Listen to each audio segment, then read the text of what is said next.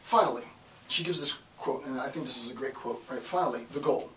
Philosophical, this is what she's trying to do, right? This is a quote, philosophical epistemology and theoretical mathematics have a similar goal. Philosophical epistemology and theoretical mathematics have a similar goal. Bringing the universe within the range, right, of man's knowledge. And the farthest reach of man's range is the symbolic code, right? That's as far as our range goes. Our range ends at the limits of the symbolic code. How far does that range symbolic code go? With every successive generation, we attempt to push it a little bit further. So we have, if you will, this ceaseless attempt, generation after generation after generation, to expand the range of the symbolic code. Generation after generation after generation, what human beings need to do is to say that this generation contributed to society by expanding the symbolic code, right? By in a Randian sense, by my contribution, literally, seriously, my contribution as Jason Campbell to the expansion of the symbolic range is to try and get more people to understand stuff like this, right? It's fun, right? You know, you will have insights that I won't have. I'll make mistakes and you'll correct me, and we'll expand the symbolic range, right? Now we know that we can talk about, in contemporary philosophy, we're starting to move into more a philosophy of science, right? And we recognize what the role that philosophy and science might be, right? Scientists are looking into the universe and attempting to arrive at a unified, uniform theory of being, right? Is that practical? Is it possible? How could it happen? What would it look like? And so on. And so every generation, it becomes more and more complex. There will, in a time, come, I believe, that there will, it will be the case. Maybe not for millennia, or maybe who knows, that we might be, you know, I could see a philosophy class talking about the ethics of android existence, right? How cool would that be, right? It'd make a great sci-fi novel now, but, you know, the ethics of android existence.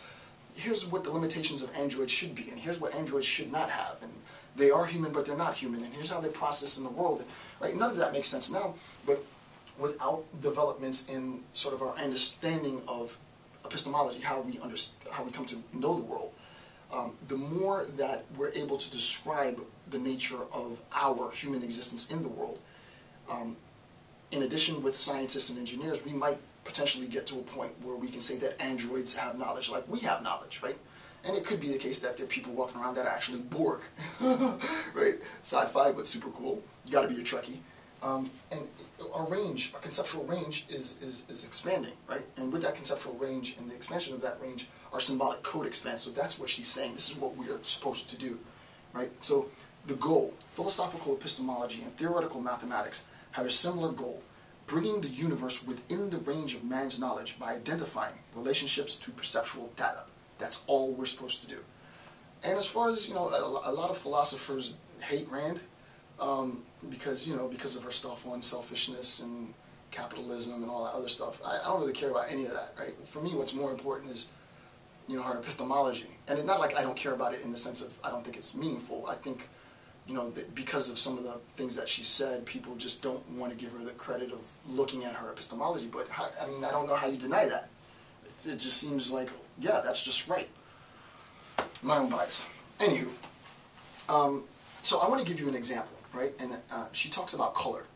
And in her description of color, she didn't do it in the book, but I think that she should have done it in the book. It's not a critique of Rand, but I wanted to do it to make sure that you understand the difference. So, let's look at this, right? If we're talking about the idea of red and blue, right? Red and blue. Well, I can say, and I don't have red and blue. Do I have red and blue?